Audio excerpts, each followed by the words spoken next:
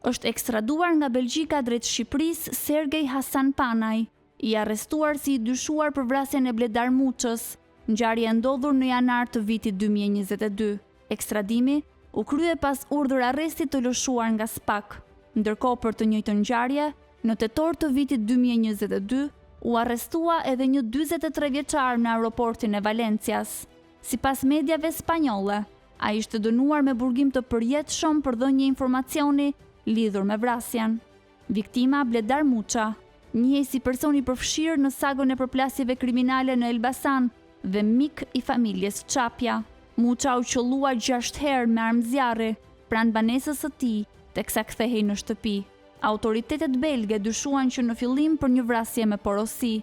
Sipas policisë, Muça kishte precedent penal dhe lëvizte shpesh mes Anglisë, Holandës dhe Belgjikës.